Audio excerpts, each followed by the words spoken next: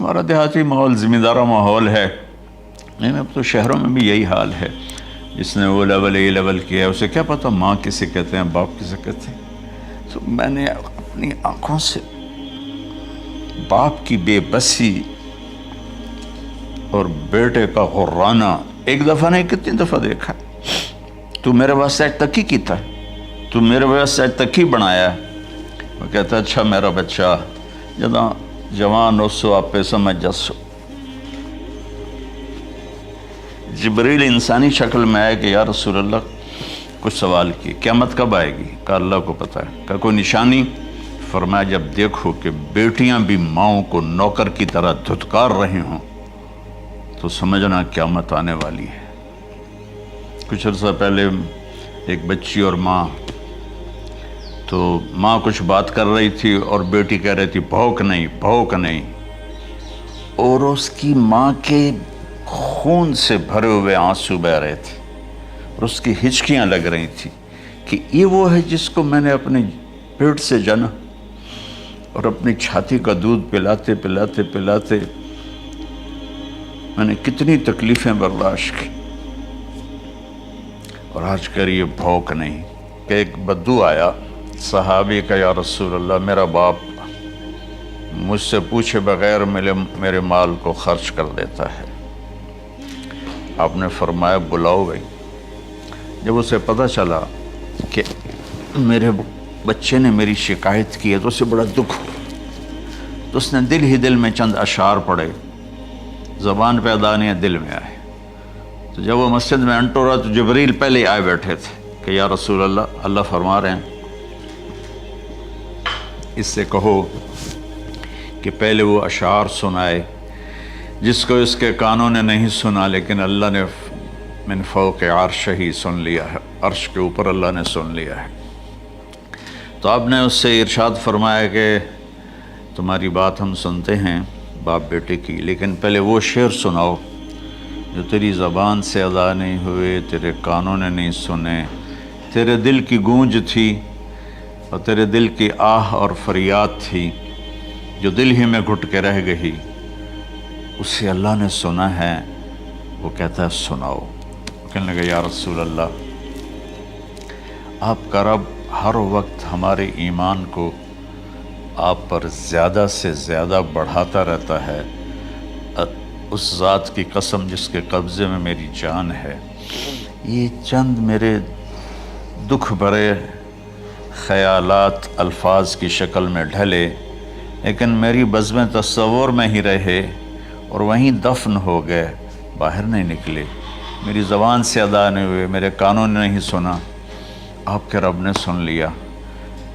اب نے کہا اچھا بتاؤ تو نے کہا کیا تھا؟ تو انہوں نے کہا جی میں نے بچے کی جب سنی شکایت میری کی ہے تو میں نے کہا تھا غضوتک مولودا وعلتک یافعا تعل بما اجنی علیک وتنہل وَإِذَا ضَاقَتْكَ بِالسُّقْمِ لَيْلَةً لَمْ أَبِتْ لِلسُّقْمِكَ إِلَّا صَاهِرًا أَتَمَلْمَلُ كَأَنِّي أَنَا الْمَتْرُوكُ دُونَكَ بِالَّذِي تُرِكْتَ بِهِ دُونِي وَعِنِي تَحْمَلُهُ تَخَافُ الرَّضَى نَفْسِي عَلَيْكَ وَإِنَّهَا لَتَعْلَمُ أَنَّ الْمَوْتَ وَقْتٌ مُؤَجَّلٌ فَلَمَّا بَلَغْتَ السِّنَّ وَالْغَايَةَ الَّتِي إِلَيْهَا مَدَى مَا فِيكَ كُنْتُ أُؤَمِّلُ جَعَلْتَ جَزَائِي غِلْظَةً وَفَظَاظَةً كَأَنَّكَ أَنْتَ الْمُنْعِمُ الْمُتَفَضِّلُ فَلَيْتَكَ إِن لَّمْ تَرَعَ حَقَّ أُبُوَّتِي فَعَلْتَ كَمَا الْجَارُ الْمُجَاوِرُ يَفْعَلُ فَأَوْلَيْتَنِي حَقَّ الْجِوَارِ وَلَمْ تَكُنْ عَلَيَّ بِمَالٍ دُونَ مَالِكَ تَبْخَلُ۔ میں ابھی ترجمہ کرتا ہوں۔ اس کا میرے نبی پر کیا اثر ہوا کہ آپ کے ٹپ ٹپ آنسو گر رہے تھے اور آپ کی داڑھی آپ کے آنسوں سے تر ہو رہی تھی۔ یہ اتنا فصیح کلام ہے کہ عربوں کو بھی پسینہ آ جائے گا ترجمہ کرنے کے لیے، تو میں تو عربی نہیں ہوں، لیکن یہ فخر تو حاصل ہے، بھلے ہیں یا برے ہیں دو چار قدم ہم بھی تیرے ساتھ چلے ہیں۔ کچھ عرصہ اہل علم کی محفلوں میں بیٹھے، کچھ زبان کی شناسائی ہوئی، تو میں اپنی کم مائگی کے ساتھ اس کا ترجمہ کروں گا۔ وہ کہتا ہے غزوتک مولودا وعلتک یافعا تعل بما اجنی علیک وتنہل تنحل، میرے بیٹے جس دن تو پیدا ہوا ہم نے اپنے لیے جینا چھوڑ دیا، ہوئے ہوئے ہوئے ہوئے، ہم تیرے لیے جیے۔ تیری ماں تجھے دودھ پلاتی تھی، میں تیرے لیے روٹی کے نوالے لاتا تھا، میری ساری کمائی پہلی اور آخری سب تیرے اوپر لگتی تھی۔ تجھے خوش دیکھتے تھے تو خوش ہوتے تھے، تجھے روتا دیکھتے تھے تو ہم روتے تھے۔ وَإِذَا ذَاقَتْكَ بِالسُّقْمِ لَيْلَةً لَمْ أَدْلِ سُقْمَكَ إِلَّا سَاهِرًا أَتَمَلْمَلُ۔ جب تو کبھی بیمار ہو جاتا تھا تو تیرے سرانے بیٹھ کر ہم ساری رات روتے تھے اور دعائیں کرتے تھے، یا اللہ ہمارے بچے کو بچا لے، ہمارے بچے کو صحت دے دے۔ اس تڑپ میں ساری رات میں جاگتا تھا، تیرے لیے میں نے اپنا سب کچھ لگا دیا، اپنے لیے جینا چھوڑ دیا، اپنی خواہشات کو دبایا، تیری ہر خواہش کو پورا کیا۔ تجھے مسکرانے کے لیے، تجھے ہنسانے کے لیے میں دھکے دھوڑے کھاتا رہا، کبھی گرمی لو کی جھلسا دینے والی ریت اور کبھی سردی کے سرد ہوا کے تھپیڑے، لیکن میں ان دونوں سے گزرتا ہوا تجھے پالنے کی خاطر اپنے آپ کو کھپاتا رہا۔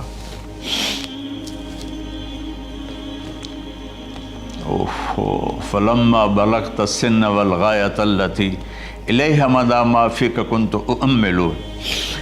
بیٹا میں نے اپنے ہڈیوں کا رس بھی تیرے اندر ڈال دیا، صرف کمائی نہیں، میں نے اپنے ہڈیوں کا رس تیرے اندر ڈالا، میں نے جو کچھ تھا تیرے اوپر قربان کیا۔ تجھے مسکراتا دیکھ کر میں اپنے غم بھولتا تھا، تجھے ہنستا دیکھ کر مجھے دکھ بھول جاتے تھے، اور پھر آہستہ آہستہ آہستہ میری ہڈیوں کا گودا، میری کمائی تیرے اندر گئی، اور تو ایک خوبصورت درخت کی طرح بڑھتا چلا گیا، بڑھتا چلا گیا، بڑھتا چلا گیا، بڑھتا چلا گیا، اور میری بڑھاپے نے کمر جھکا دی اور میں جھکتا چلا گیا، جھکتا چلا گیا۔ میرا خیال تھا کہ جیسے میں اس کی انگلی پکڑ کے چلتا تھا، اب میری باری ہے، یہ میری انگلی پکڑ کے چلے گا۔ جیسے میں اسے سینے سے لگاتا تھا، پیار کرتا تھا، جھولے جھلاتا تھا، باغ میں لے جاتا تھا، یہ ساری اس کی تعبیرات کے اندر داخل ہیں، الفاظ میں نہیں ہیں۔ تو مجھے خیال آتا تھا جب میں بوڑھا ہو جاؤں گا نا تو میرا بیٹا بھی مجھے ایسے ہی لے کے پھرے گا، میرا بیٹا بھی میری سنے گا۔ یہ 100 دفعہ پوچھتا تھا یہ کیا ہے، اور میں ہر دفعہ جواب دیتا تھا یہ ہے۔ تو اب میں بوڑھاپے میں اس سے بات کروں گا، یہ میری بات سنے گا۔ میں اس کو نوالے کھلاتا تھا، یہ مجھے روٹی کھلائے گا۔ میں اس کا انگلی پکڑ کے چلتا تھا، یہ میرا ہاتھ پکڑ کے چلے گا۔ میری کمر بڑھاپے نے جھکا دی اور میں ایک خشک پیڑ کی طرح ہو گیا، اور جوانی نے تیری کمر کو سیدھا کیا اور تو ایک تر و تازہ درخت بن گیا۔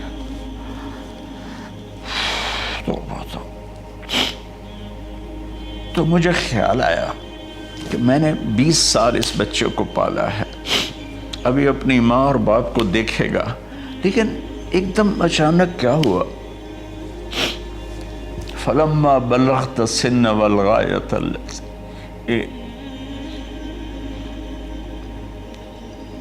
الیہا مدی ما فیک کنت اؤمل۔ جب تو اس عمر کو پہنچا جس میں ہماری امیدیں تیرے ساتھ لگ گئیں، ہمیں بڑھاپے نے بے آسرا کر دیا اور تیری جوانی نے تجھے ہمت دے دی، تب ہمارا خیال آیا کہ اب یہ ہمارے ساتھ وہی کرے گا جو ہم نے اس کے ساتھ کیا۔ لیکن کیا ہوا؟ جعلت جزائی غلظۃ وفظاظۃ کأنک انت المنعم المتفضل۔ تو اتنا بدتمیز ہوا، تیری زبان چھری بن گئی، تیرا رویہ زہر بن گیا، اور میری ساری زندگی کی محنت کا بدلہ تو نے مجھے نافرمانی سے دیا، بد اخلاقی سے دیا، بدتمیزی سے دیا۔ میں حیرت بھری نظروں سے تجھے دیکھتا رہا اور میں اپنی پچھلی 20 سالہ زندگی کو جھٹلاتا رہا کہ میرے خیال میں اس کا نوکر ہوں اور یہ میرا مالک، میں اس کا باپ نہیں، میں اس کا نوکر ہوں، کیونکہ ماں باپ کے ساتھ ایسا کوئی نہیں کرتا ہے، یہ میرا مالک ہے اور میں اس کا نوکر ہوں، اس لیے مجھے ڈانٹ رہا ہے۔ کتنے بچوں کو میں نے یہ کہتے سنا اپنے باپ کو، تو میرے واسطے آج تک کیتا کی، تو میرے واسطے آج تک بنایا کی،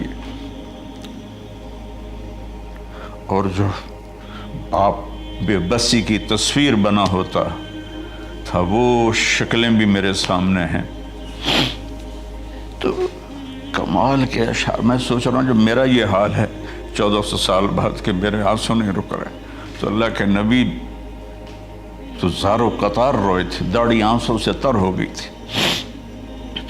کہا بیٹا جب تو نے میری ساری زندگی کی محنتوں کا بدلہ بدتمیزی سے دیا، گالی گلوچ سے دیا، دھکے دے کر باپ کو گھر سے نکال دیتے ہیں، تو بیٹا میں یہ سمجھا کہ تو نے ایک خواب دیکھا تھا، تو نے ایک خواب دیکھا تھا کہ تو باپ ہے اور یہ بیٹا ہے۔ اصل حقیقت یہ ہے کہ یہ مالک ہے اور میں نوکر ہوں۔ پھر آگے کہتا فَلَيْتَكَ إِن لَّمْ تَرَ حَقَّ أُبُوَّتِي فَعَلْتَ كَمَا الْجَارُ الْمُجَاوِرُ يَفْعَلُ۔ اچھا چلو بیٹا، تو نے مجھے باپ تو نہ سمجھا، چلو ایک پڑوسی سمجھ لو۔ عرب میں پڑوسی کا بہت خیال کیا جاتا تھا، اور یہ عرب کی شان تھی کہ اپنے پڑوسی کو وہ عزت دیتے تھے جو اپنے گھر میں ایک دوسرے کو عزت دیتے تھے۔ تو اس نے پھر اس کی طرف اشارہ کیا کہ اگر میں تیرا باپ نہیں ہوں، تیرے رویوں کو دیکھ کر تو یہی لگتا ہے کہ میں تیرا نوکر ہوں، تو میرا مالک ہے، تو چلو اتنا تو کر دے جتنا ایک پڑوسی کے ساتھ کرتا ہے۔ فَأَوْلَيْتَنِي حَقَّ الْجِوَارِ وَلَمْ تَكُنْ عَلَيَّ بِمَالٍ دُونَ مَالِكَ تَبْخَلُ۔ تو پڑوسی پر تو عرب خرچ کرتے ہیں، تو بھی تھوڑا سا میرے اوپر خرچ کر دیتا اور تو بخیل نہ بنتا، اور میرے خوابوں کو چکنا چور کر دیا، میری امیدوں پر پانی پھیر دیا، میرے بڑھاپے کو ذلت اور رسوائی میں بدل دیا۔ اچھا میرا پتر جا خوش رہو۔ ماں باپ کہاں بد دعائیں کرتے ہیں؟ تو میرے نبی کی آنکھوں سے آنسو، یہ ساری داڑھی تر ہو گئی، تو آپ نے اس کے بچے کو گریبان سے پکڑا اور جھٹکا دے کر دھکا دے کر دفع ہو جا، انت و مالک لابیک، تو اور تیرا سب کچھ تیرے باپ کا ہے۔ حضرت علی رضی اللہ تعالیٰ عنہ سے کسی نے پوچھا کہ آپ کے بیٹے حسن کیسے بیٹے ہیں؟ کہا حسن میرا وہ بیٹا ہے کہ جب میں چلتا ہوں تو میرے آگے نہیں چلتا، میرے پیچھے چلتا ہے۔ جب کہیں بیٹھنے کا موقع آتا ہے تو یہ پہلے نہیں بیٹھتا، پہلے مجھے بٹھاتا ہے پھر خود بیٹھتا ہے۔ جب کھانے پر بیٹھتے ہیں تو یہ روٹی کی طرف ہاتھ نہیں بڑھاتا جب تک میں نہ بڑھاؤں، یہ سالن کی طرف ہاتھ نہیں بڑھاتا جب تک میں نہ بڑھاؤں۔ میں کمرے میں ہوں تو یہ چھت پہ نہیں چڑھتا کہ میرے باپ کی بے ادبی ہو جائے گی۔ میں حالانکہ چھت پہ چڑھنا ضرورت کے لیے ہوتا ہے، لیکن قربان جائیں اہل بیت کے ایسے ہی اخلاق ہوتے ہیں، آل رسول ایسے ہی ہوتے ہیں۔